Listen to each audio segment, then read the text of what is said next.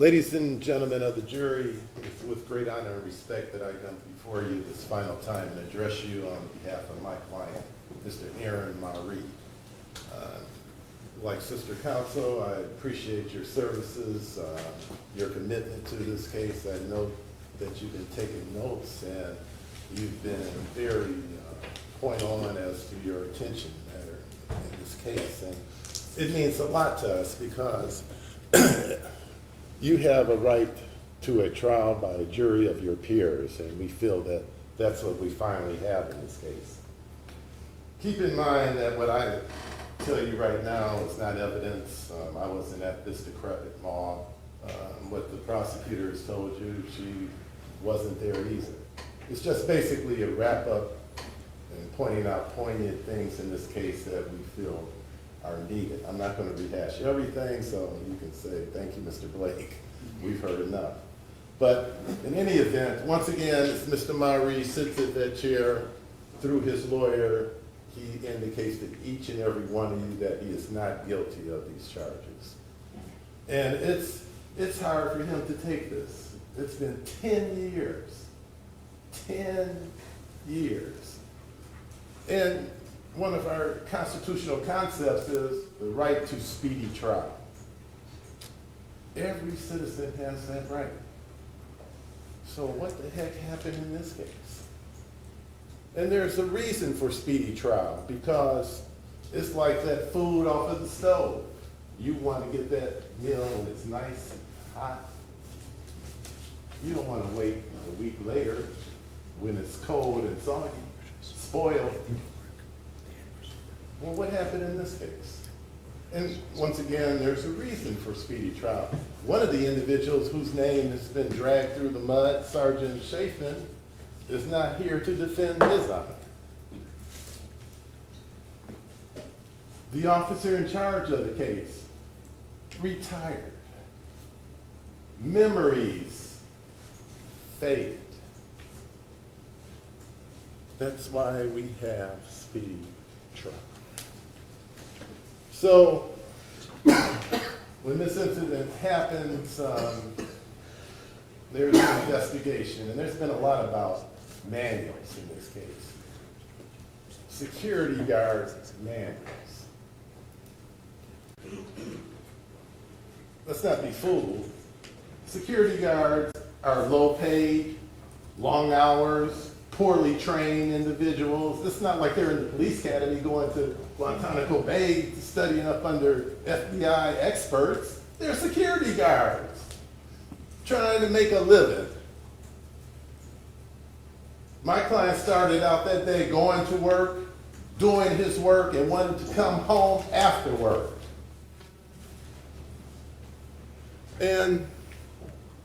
But for Mr. Cochran, it did not happen the way it normally does. Now, Mr. Cochran, it's puzzling about this individual. We know his height, we know his weight, we know the marijuana part, and we don't even know a lot about him through his property. The property, there's some money. The property, there's a cell phone. And apparently it's not a smartphone because we don't have text. We don't have the course of his, where he was going that day. We don't have his mental state of mind. We don't have him calling out to individuals, hey, I've got this mall. So we get nothing from that. He doesn't even have car keys. We don't even know how the heck he got to the mall. And up under what circumstances? Prosecution said he wanted to go home. We don't even know if he had a home. You don't know anything about him. We don't know anything about him. The mental illness part. Well, once again, his behavior was not normal. How extreme? Did he have a mental illness? We know absolutely nothing about this young man. No family members have come up to tell you anything about him, about his whereabouts. this mental illness, if any, existed. So we got that void, and they've had 10 years to get into that. But once again, why did it take so long? After it happens, the Southfield police investigate. My client readily cooperates. He gives a statement to the police. They go back to work. You don't hear about from the agency that they violated the agency's policy and the arrest of this individual, that they were negligent, that they didn't follow the handbook, the guidelines, whatever you want to say. So then you get into the investigation. You have the videos, the statements. They had all of that way back 10 years ago. And you heard from Dr. Dragovic. You know, this wasn't something that was just glossed over or passed over. That auditorium, that big auditorium that's in front of this building, up under that big 1200 sign, was filled with individuals from this county, whether or not to prosecute this case. They had all of this information that you've had a chance to listen to for the past week. They had it all 10 years ago.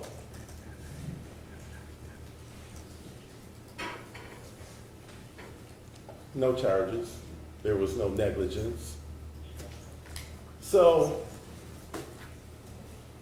what changed between 2014 and 2021? Well, I guess the Attorney General calling up Dr. Schmidt. And that's interesting. Why is she calling Dr. Schmidt? Who's pressing her to even look into this case? Is it her family? Is it for her own political gains? Make some headlines, be on the news like this week at Democratic Convention instead of being in this courtroom? Objection, Your Honor. It's only closing, Judge. I know it's closing, but let's stick to the facts of the case, okay? Well, she picks out this interesting guy, Dr. Schmidt, who apparently no longer works at Wayne County. He's now working in Monroe County. And he goes through this report.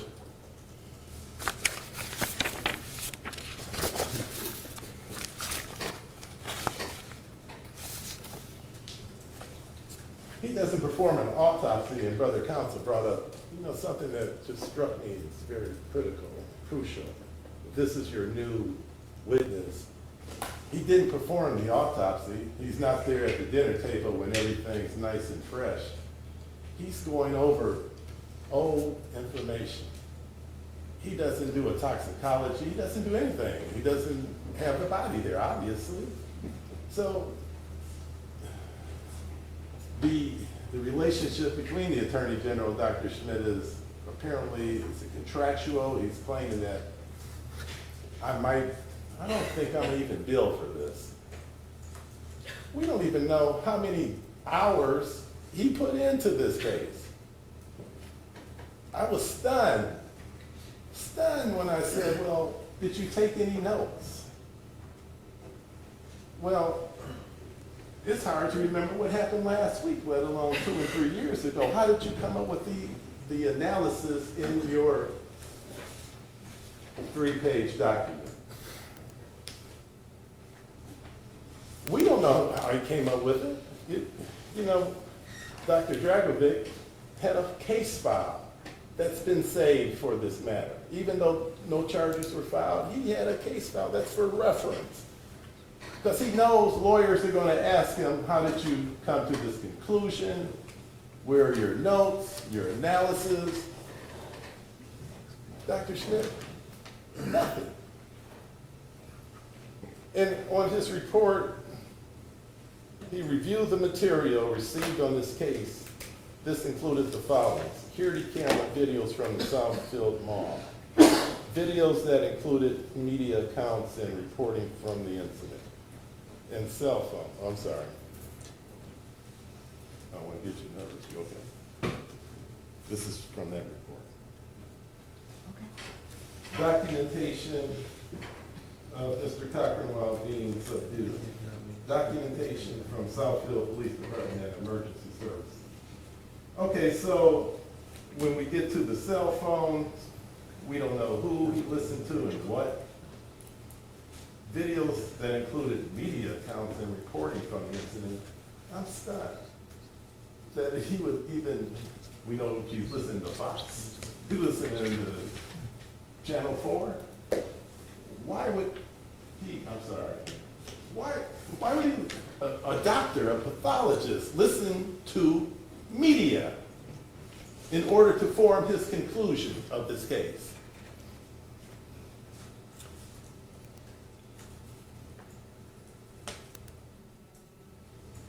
We don't know which police reports, which cell phones, we don't know.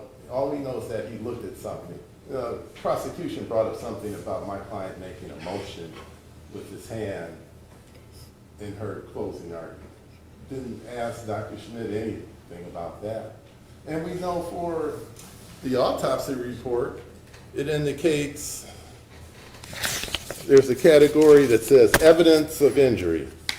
2 small abrasions, each measuring 1/8, excuse me, 1/8 inch in diameter, are noted at the base of the left third and fourth finger. No other injuries are present externally or internally. My client's a big man.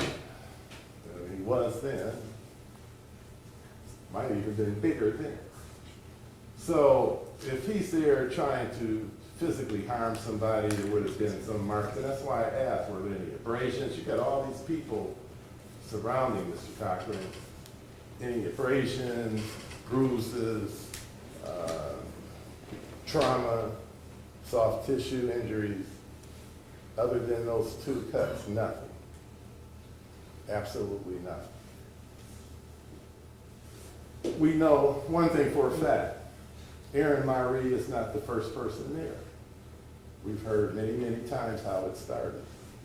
And that's another thing, that the jeweler at LA Diamond, he's there by himself, probably thousands, if not $100,000 worth of product in a glass case, in an open area with, it's not like conventional door, wall. He's out there by himself, and this individual comes up to him that he doesn't know.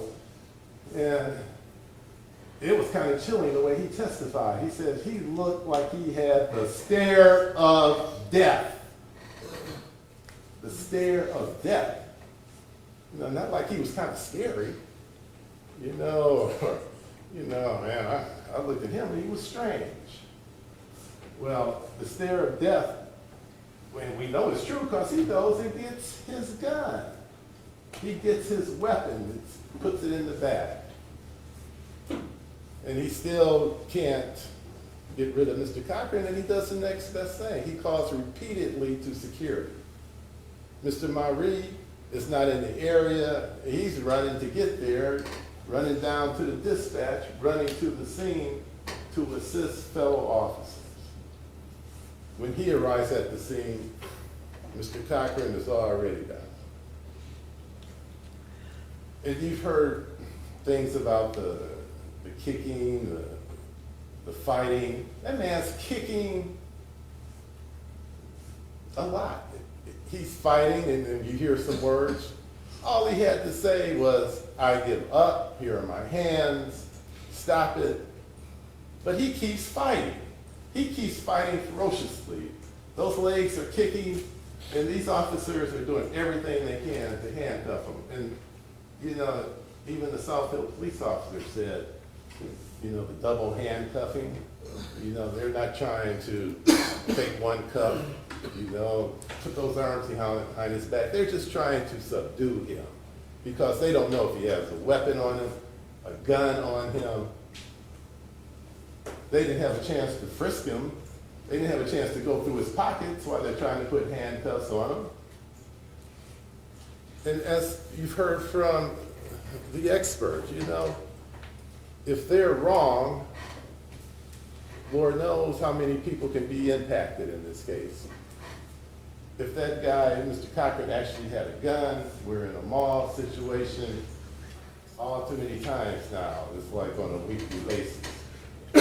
Multiple people are getting killed, innocent people are getting killed in public places. So this is a judgment thing that is going on. It's in real time, it's going like that. Mr. Marie doesn't have time to discuss, hey man, what's the situation? Or he doesn't say, well, dispatcher. They say, get on up there. Assist those officers. Assist your sergeant. Secure the situation. There's no evidence that he takes his handcuffs and puts them on Mr. Cochran. There's no evidence that he takes them and props them up on the pole. The evidence that you've seen in prosecution didn't go through that is the water. After he wipes himself from all of this activity, the sweat, trying to get his breath, and they want to know, well, how come he doesn't go assist Mr. Cochran immediately? You running through that mall, you trying to subdue someone out of breath, perhaps? But he tries to offer water. Does that sound like someone who is so pissed off with this person that they're trying to subdue them and beyond their scope of employment? No. When you look at it on video, it seems like forever. But once again, my client wasn't there that whole complete time. He had pretty much was already on the ground. He was pretty much already with his face down. And when you have the PEA, we don't know when the PEA actually even kicked in. So you submit all of this to the prosecutor's office, and then you have nothing, and then you come back with Dr. Schmidt, whose letter is pretty much all over the place, indeterminate, inconclusive. But yet, my client is charged with a case that no one thought would ever come to this point. He's charged based upon a decision, really the only new evidence. You think about, wow, where's the newly discovered evidence? Who's going to walk in here and say, they did it, or something else was new? Nothing is new. Nothing. Except the letter from, and the letter and someone looking over the medical examiner's report and the autopsy. That's the only thing. This 3-page letter that has references on it from Dr. Schmidt. He includes forensic reports from the journal, internet applications for predicted heart rates. So he can get on his internet and say, hey, he has an enlarged heart. Well, they're saying that has really very little to do with this case. And I agree. I agree that the major point in this case is the but for, and it's not but for Marie. It's not but for these individuals. It's but for Cochran. But for if you hadn't walked into that mall, this wouldn't have happened. But for if you hadn't act in a erratic, aggressive, flexing, dangerous posturing in front of a man who all he wants to do is protect his wares, protect himself.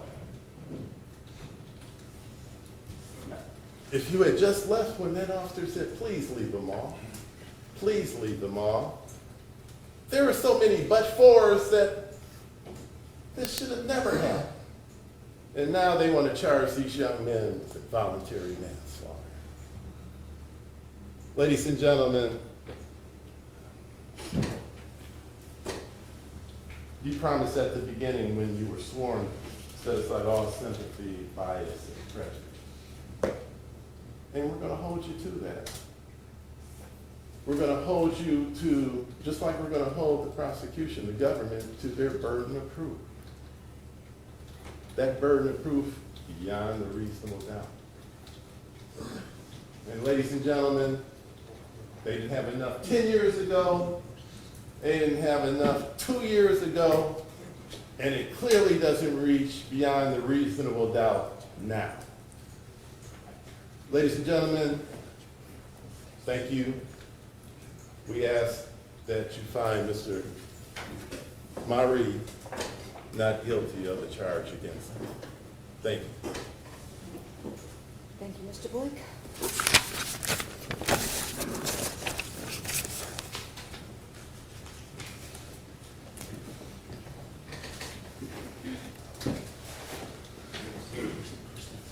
Yeah, that's what's giving me a hard time. Yeah.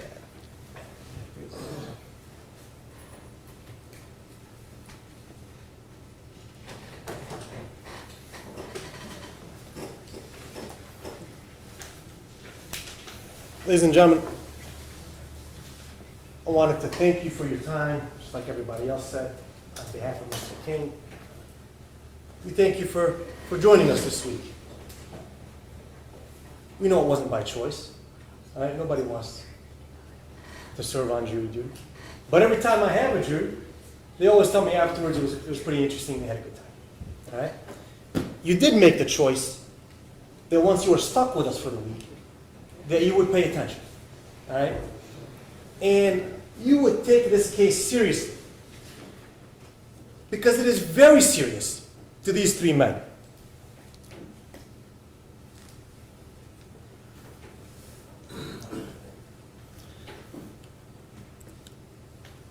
Is this a sad case?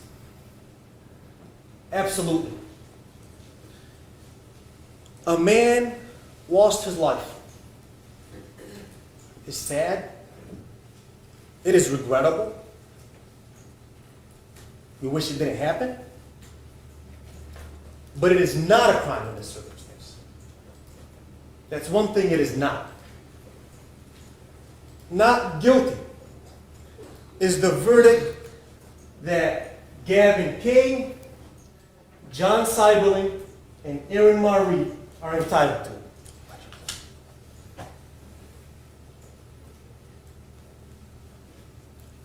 Not just because Gavin's my client, or John and Aaron seem like good guys, and they deserve it.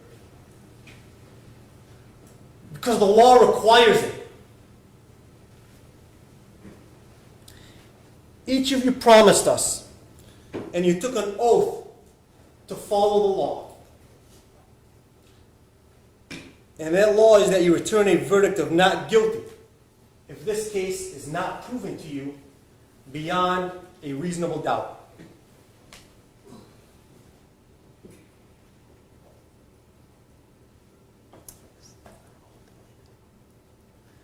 I try to get fancy like Miss Logan, but it's not working.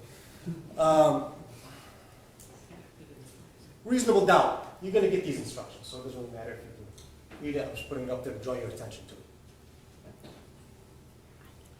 It's Rule 1.9. And it defines reasonable doubt. It tells you the defendants are entitled to that verdict. But the only time in any of these instructions that it tells you someone is entitled to anything in this courthouse, but that a defendant is entitled to a verdict of not guilty if the government fails to prove that case beyond a reasonable doubt. Ladies and gentlemen, you should not be satisfied. You cannot be satisfied. Can anyone honestly say that after paying attention to this evidence for the last week, they don't have a fair and honest doubt? A doubt based on reason and common sense? A doubt that is reasonable? Of course not. Because reasonable doubt is all over the place in this case. Why are we here 10 years later? People don't remember anything. Now, you don't have to all agree on why it is you believe there's reasonable doubt. You can each have your own reason to doubt. There isn't just one reason, even though that's all you need to have to give a not guilty verdict. Each of you can have your own separate reason that you have doubt in this case. We're all getting to the same place. We might take different roads. We might doubt this, we might doubt that. At the end of the day, we all have reasonable doubt here. And we're all getting to the same place of a not guilty verdict that they're entitled to. Maybe except the government over here. Right? A little bit. Here's one. Where is Matthew Clark? You didn't hear that name, right? We know that name. Government knows that name. Read that instruction you're going to get. 5.12. Right? Matthew Clark recorded one of the videos that you have. Why is he not here? He's not dead. We don't know because the government failed to produce him. And like Judge Anderson will instruct you, that a missing witness was their responsibility to bring. All the resources at the state of Michigan's disposal. And they couldn't find this guy who they know lives in South. Still there. They didn't bring him. What? I don't know. They didn't like what he had to say. Know why? Because he recorded that video, and he was making comments on that video. But since he's not here, we can't tell you what those comments are. That's the rule. So they didn't bring him here.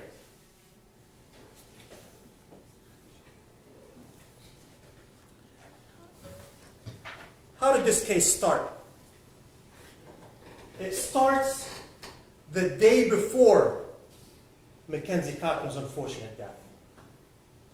When he puts in motion a series of events over the span of these 2 days, the final 2 days of his life. It starts when McKenzie Cochran shows up to Labib Ansara's LA Diamond store at North End Mall, and he freaks him out by just standing there giving him a death stare. Stare of death, he called it. This is the first event, and it only gets worse from there as he escalates it step by step. A man who is over 6 feet tall and over 200 pounds. We don't have to guess and say, oh, one witness said I look like he was 5'10", one said he looked like he's 5'9". Look at the autopsy, right? Maybe for the first time, defense attorney, we introduced the autopsy. Defense Exhibit C, right? The autopsy report's in evidence. Right there on page 2, it says he's over 6 feet, over 200 pounds. Look at him there on the video. He's towering over everybody. All right? He's towering over Sergeant Schaefer. Then after he leaves that day, he comes back with another individual to do the same thing and just walk off. Mr. Ansara's spooked, right? But he doesn't overreact. He just calls security to tell him what happened and to keep their eye on this man. Then he learns he's a little bit more serious. He went into some store where a young girl's working by herself in the mall. He freaks her out. She runs out of the store to get away from him. Now we fast forward to the next day on January 28th. And this unknown individual now returns to the jewelry store. And he escalates this menacing behavior from stares to the absolute worst type of violence. He threatens that he wants to kill someone. Mr. Ansara jumps back. You see him jump back off of his chair. He's freaked out. It is absolutely reasonable at that point to assume the worst. The man said he wants to kill someone. How much more serious do you get? When someone says something like this, you take him at his word. Get the heck out of there. Try to stop him. Mr. Ansara takes so seriously, he grabbed his revolver. He calls security for help. He isn't calling them to come observe and report. He doesn't want to just report who the man kills. He wants them to stop him from killing anybody. He wants them to stop him from carrying out his threat. He said it took him probably a minute or two, but to him it felt like forever. He called a second time. He said, hurry up or I'll shoot him myself. He was concerned enough to threaten deadly force. Sergeant Chafin arrived with this concern because we know they all knew about this. Because James Hale, the cowardly dispatcher, hiding in the dispatch room, tells them, Quarter LA Dime is a guy threatening to kill someone. He said that.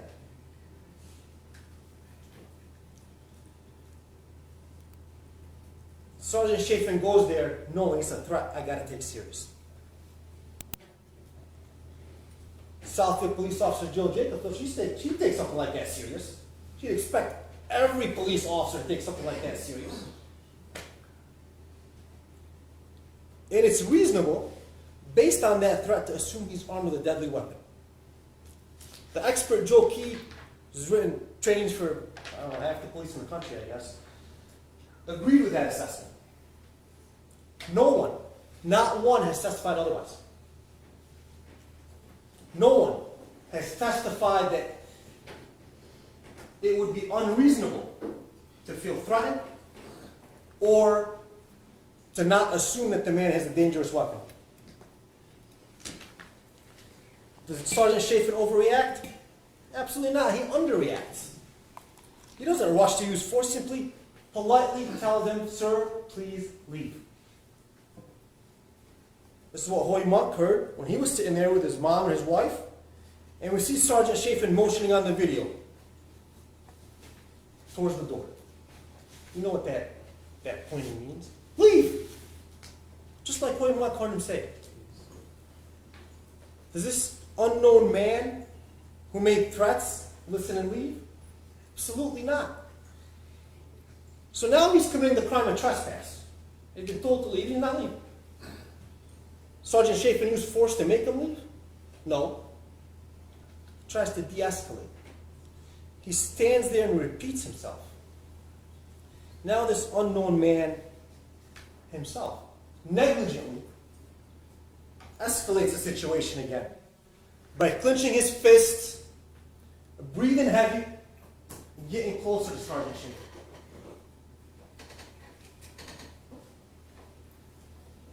This man is the aggressor. He's making the situation more and more volatile. He starts the series of events. Prosecutor wanted to point you to an instruction talking about if the defendants unlawfully injured McKenzie Cochran and started a series of events that naturally or necessarily resulted in his death, it is no defense that he had an enlarged heart. They didn't start anything. McKenzie Cochran started the series of events.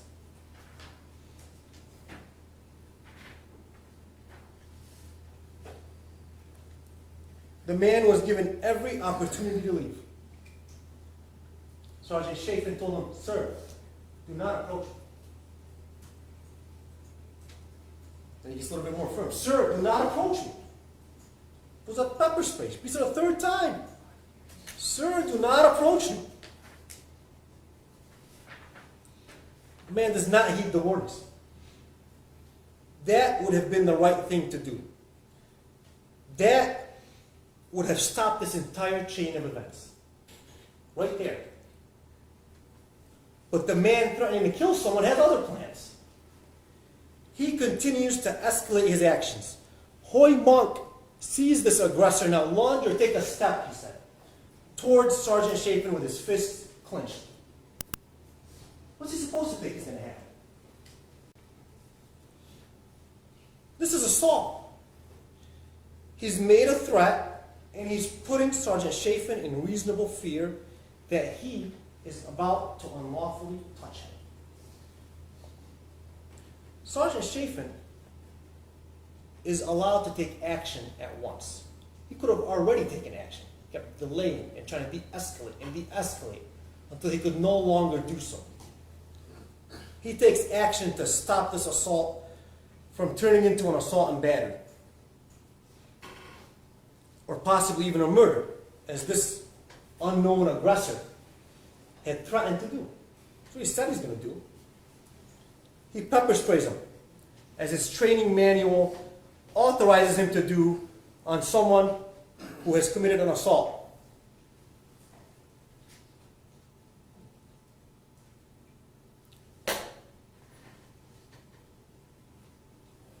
He continues to follow the training manual because it requires that an individual who has been pepper sprayed then be restrained with handcuffs until police arrive. He tries to get him under control. He orders Officer Seidel to help him. He's a superior. Sergeant Chafin, man, they said was a former police officer. He's the first on scene. He's in charge. He's also in charge because he's the sergeant. That's what the manual says. First on scene in charge until a sergeant shows up. But guess what? Sergeant Chafin, he's both. He's the first guy there and he's a sergeant. He's in charge until Southwood police arrive. The two of them cannot get this violent man who's potentially armed under control. The unknown man who threatened to kill someone is now getting the best of him. So when Monk said he's fighting him, yelling, "Get off him!" As James Hale said, from the comfort of the dispatch room, he was watching them get handed their ass. That's what he said. They need help. The signs are being kicked over. It's spiraling out of control. A third officer gets there. Hoy Monk hears the public safety officers yelling, "Please stop resisting. Please stop resisting." To no avail. Still, no one overreacts by using an object as a weapon. Right? Nobody strikes any part of this man's body. As chaos is escalating at Northland Mall, 22-year-old Gavin King, the college student who made the mistake of taking a part-time gig at Northland Mall, showing up to work, and told, "Get up there. Man threatening to kill someone is beating the crap out of your sergeant."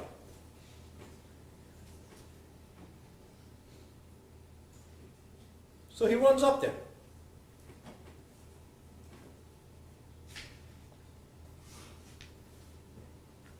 Now,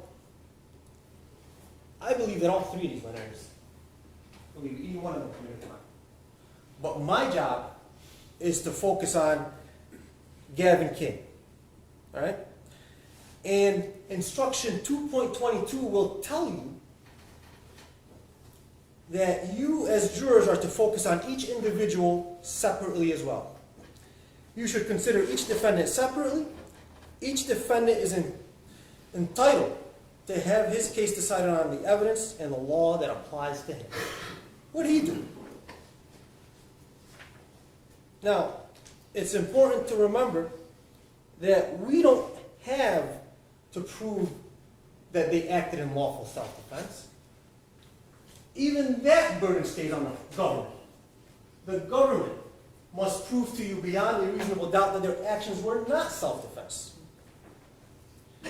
Gavin King has the right under our laws, just like any other person, to use force to protect himself and others if he has an honest and reasonable belief that he needs to do so to protect himself or other people from the imminent unlawful use of force by another.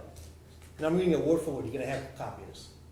If his belief is honest and reasonable, he may act at once to defend himself and the other people, even if it turns out later that he is wrong about how much danger he was in. Ladies and gentlemen, he was right. He was not wrong. Ask yourself, did the government even come anywhere near proving to you that Gavin did not have an honest and reasonable belief that he needed to protect himself and other people from just being touched, right, by the violent man who threatened to kill people and was fighting his sergeant and two other officers on the ground as he runs up there? Of course, that's what he believed. And it was absolutely honest and reasonable. He sees the struggle taking place on the ground. And what does he do? He does what he is commanded to do by his sergeant. He tries to grab the man's arms. You see him on the videos. All he does, he gets on his knees on the ground. He does not get on top of anybody. His knees are not on top of anybody. His knees are on the ground. And he is tugging at the man's arm. First, when he gets there, he's tugging at his fellow officer's arm. And look at it on the video. You see the other officer smack him. You idiot, that's me. He lets go and then grabs the violent attacker's arm. He tries to pull it out from underneath him so he can't grab a weapon or strike anybody else. Because nobody knows what he's got in that jacket. Nobody knows what he's got in his pocket, in his pants. We don't know. They don't know. They're trying to make a split-second decision. You know? They don't have 10 years, all right? And Dana Nestle's friend, Dr. Schmidt, to decide, oh, could have done it a little different. They're making a split-second decision. What do you do? Guy said he wants to kill someone. That one arm is the only body part of that violent man that Gavin ever touches. Not one witness said to you that they saw Gavin touch any other part of that man's body other than grab his wrist. We don't Monday morning quarterback this. All right? We don't get 10 years to think about it. You saw it. Holy Monk said it looked to him like they were trying to get his arms behind his back. It didn't look like anyone was trying to hurt him. Nemanja Nelson said the same thing. And that's because no one was using excessive force, ladies and gentlemen. No one was striking this unknown man who was making threats, even though he was being violent with them. And it was reasonable to believe that he was armed. Now, the government has been saying, I think they said it at the beginning, they said it right now in the closing, wasn't a fair fight. McKenzie Cochran didn't have a chance. You know, it was 2-on-1. Then I got to 5-on-1 at one point. It doesn't matter. Guys, this isn't a sport. It's not a boxing match. This is not for our entertainment. This is real life, and there are real life consequences. A potentially armed man is threatening to kill someone in a mall full of customers, walking around minding their own business. I want you to imagine for a second. If at some point later on, after they got him under control, someone found a gun in that man's pocket, they'd be hailing these people as heroes. Right? They prevented a mass murder.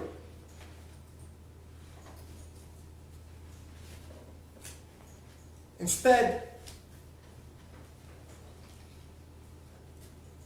10 years later, not the Monday morning quarterback, 10 years later quarterback, all right, comes and decides to turn their lives upside down. and say, we're going to charge you for involuntary manslaughter over that part-time gig you took 10 years ago at the Northland Mall. Officer Jacobs said that if she saw one officer struggling to handcuff an individual, she would help. If she saw two of them struggling to handcuff an individual, she would help. It doesn't matter how many they are, as long as officers are struggling to subdue an individual and handcuff them, the officer should help. They know that. The government knows that. That is all these men were trying to do. Gavin put one pair of handcuffs on one wrist, and someone else got a handcuff on the other, and they linked them together. Why? So they don't hurt the guy. Right? Like the evidence tech, Patricia Meyer said. So you don't hurt a larger individual. Once they handcuffed him, they rolled him over to his side and then propped him up against the pillar. And would you look at that? What did I find in the 2,000 pages of their manual? A diagram. Tell him to do exactly that. Take him to his side, prop him up. Just like he was on the pillar.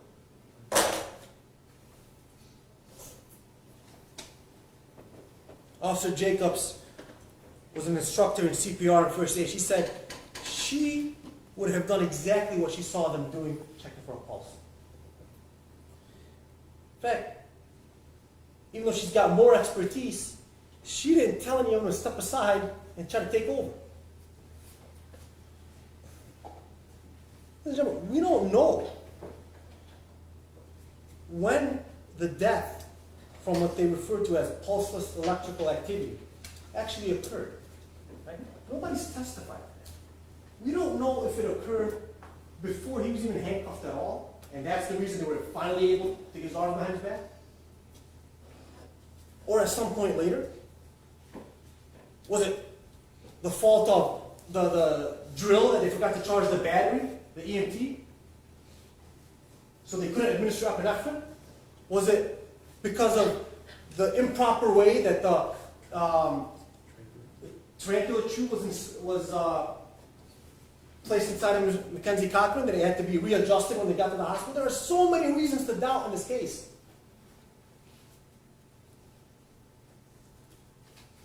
Mr. Joe Key testified that the force these public safety officers was not lethal or deadly force.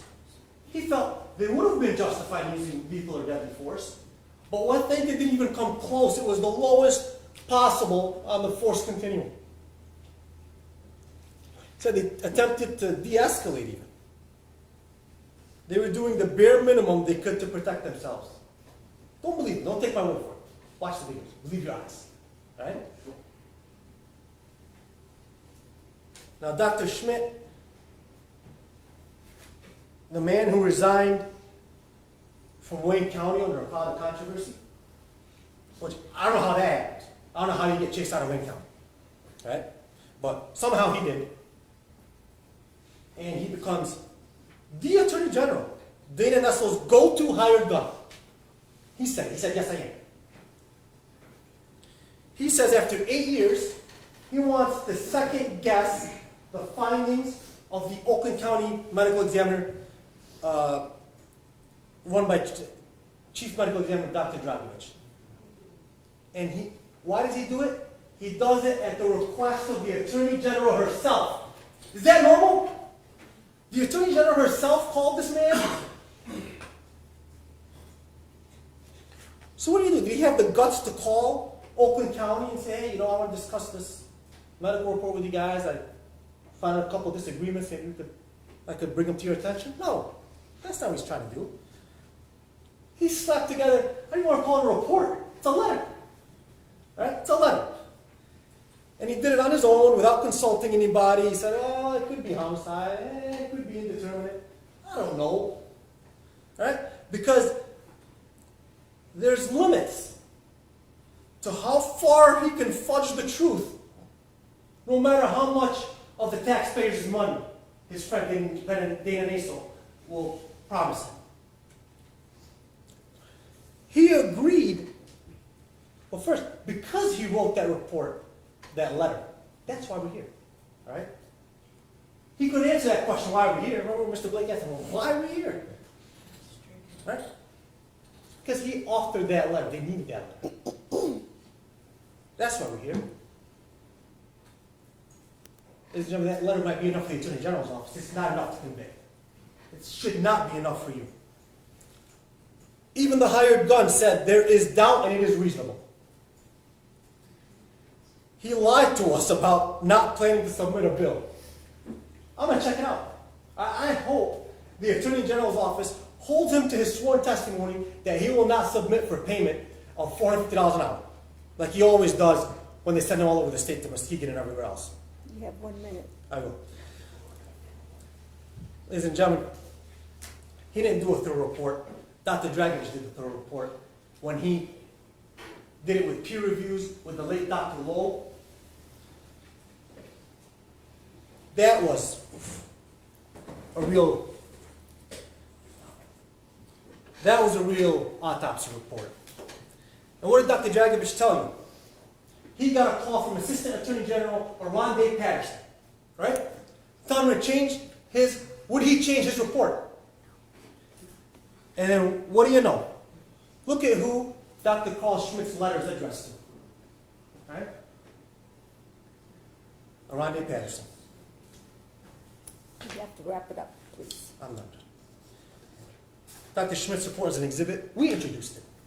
Take a look at it.